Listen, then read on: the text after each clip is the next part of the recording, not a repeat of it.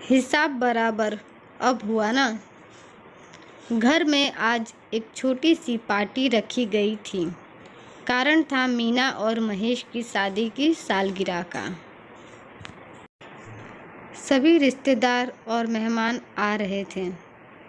समय था उनको चाय नाश्ता देने का। पार्टी शुरू होने में ज़्यादा समय नहीं था, इसलिए मीना को तैयार भी होना था, तो अपनी ननद की बेटी से सभी मेहमानों को चाय नाश्ता देने के लिए बोल देती है। चाय नाश्ता मीना ने ही बनाया था। बस सबको देने के लिए मीना ने ननद की बेटी को कहकर मीना तैयार होने चली जाती है। ननद जब देखती है कि मेरी बेटी सबको चाय नाश्ता दे रही है तो उसे गुस्सा आ जाता है और मीना से कहती है कि हम क्या यहाँ काम करने आए हैं जो तुम मेरी बेटी से इस तरह काम करवा रही हो। मेहमानों से ऐसे बर्ताव किया जाता है, क्या तुम्हें बिल्कुल समझ नहीं है। मीना कहती है, दीदी आप लोग मेहमान थोड़े हैं, आपका ही घर है, आप भी इस घर का सदस्य हैं। मैंने चाय नाश्ता तो बना ही दिया था, बस लक्ष्मी को सभी को देने के लिए कहकर मैं तैयार होने लगी थी। इसमें कौन सी बड़ी बात हो गई। तभी सासू माँ कहती है कि जबान लड़ाती है तू, इस तरह से बात करते हैं घर आए मेहमानों से, और ज़ोर ज़ोर से बोलकर सारा घर सर पर उठा लेती है। सासू माँ के ऐसे बर्ताव से मीना को समझ नहीं आता है कि क्या हो गया है सासू माँ को जो ऐसा कर रही हैं।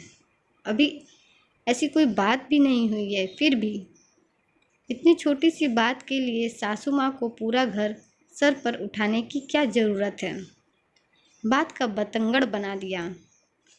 शोर की आवाज़ महेश तक पहुँच जाती है तो वो आकर देखता है कि उसकी बहन रो रही है और माँ उसे चुप करा रही होती है। महेश जब पूछता है, दीदी आप क्यों रो रही हो, तो माँ कहती है, तेरी पत्नी की वजह से। महेश को गुस्सा आ जाता है कि एक तो घर में पार्टी का समय है, सभी मेहमान और रिश्तेदार लगभग आ चुके हैं और यहाँ यह सब हो रहा है। किसी को पता चलेगा तो लोग क्या कहेंगे। मीना कुछ बोलने वाली होती है तभी महेश उसे एक थप्पड़ मार देता है। मीना का चेहरा बिल्कुल लाल हो जाता है और वो रोने लगती है, लेकिन सबके सामने कुछ कहती नहीं है, चुपचाप अपने कमरे में चली जाती है। मीना को रोना थप्पड़ से नहीं आया था, उसके सामने सबके सामने अपमानित होने से आया था। मीना अंदर ही अंदर बहुत आहत हो जाती है। मीना अंदर ही अंदर रो रही थी और सोच रही होती है कि शादी की सालगिरह के मौके पर ऐसा व्यवहार महेश ने क्यों किया। सिर्फ दीदी और सासू माँ की बात सुनकर बिना कुछ सोचे मुझ पर सबके सामने हाथ उठा दिया, जबकि मेरी कोई गलती भी नहीं थी। पार्टी शुरू होने का टाइम हो चुका था। सभी मेहमान आ चुके थे, पर मीना अपने कमरे से बाहर नहीं निकल रही थी। महेश को लगता है कि अगर मीना सबके सामने नहीं आई तो लोग कुछ गलत ना सोच लें। इस वजह से वो मीना को मनाने के लिए उसके कमरे में जाता है और कहता है, चलो ना यार, देखो सब लोग बाहर आ चुके हैं, तुम्हारा ही इंतज़ार हो रहा है, चलो। अच्छा सुनो, आई एम सॉरी भी बोल रहा हूँ, अब गलती हो गई, क्या करूँ, आगे से ऐसा नहीं होगा, मान भी जाओ, अब कहो तो कान पकड़कर सॉरी बोल दूँ अब। महेश कहता है, देखो मीना, गलती तुम्हारी है जो तुमने दीदी और माँ से ज़बान लड़ाई। दीदी रो रही थी इसलिए मुझे गुस्सा आ गया।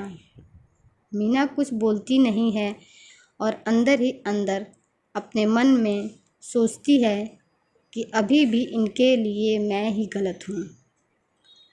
मीना महेश की तरफ जब देखती है तो उसके चेहरे पर पछतावा बिल्कुल भी नज़र नहीं आ रहा था। बस सभी मेहमान क्या कहेंगे इसका डर है, अगर मैं बाहर नहीं गई सबके सामने तो, इसलिए ये मुझे मनाने आए हैं। तभी मीना को कुछ आवाज़ आती है तो वो खिड़की की तरफ देखती है।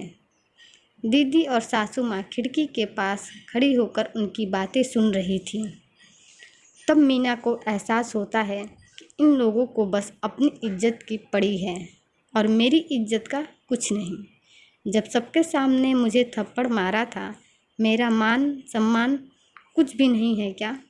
थप्पड़ सबके सामने मारा बिना वजह जाने, और माफ़ी बंद कमरे में मांग रहे हैं। आखिर महेश कह देता है कि अब भी बाहर नहीं चलोगी तो लोग बात बनाने लगेंगे। मीना का गुस्सा 7वें आसमान पर चढ़ चुका था। तभी तपाक से एक थप्पड़ मीना महेश को लगा देती है और कहती है, अब हुआ ना हिसाब बराबर।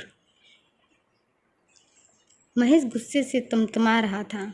वो भी हाथ उठाता है मीना की तरफ। तभी मीना रोकते हुए कहती है, अब दोबारा नहीं। तब मैंने कुछ नहीं बोला था क्योंकि सबके सामने मैं आपकी बेइज्जती नहीं करना चाहती थी। आपकी इज्जत का ख्याल रख मैं चुपचाप कमरे में आ गई, लेकिन हमेशा ऐसा नहीं होगा। मैं आपकी इज्जत करती हूँ तो आपका भी फ़र्ज़ बनता है मेरी इज्जत करने का। महेश अपने गालों को सहलाते हुए कमरे से निकल जाता है और अपने गुस्से को शांत कर चेहरे पर नकली मुस्कान लिए मेहमानों की आओ भगत में लग जाता है। मीना भी अपने आंसू पोंछती है और चेहरे पर मुस्कान लिए सबके साथ पार्टी में शामिल हो जाती है, जैसे कुछ हुआ ना हो।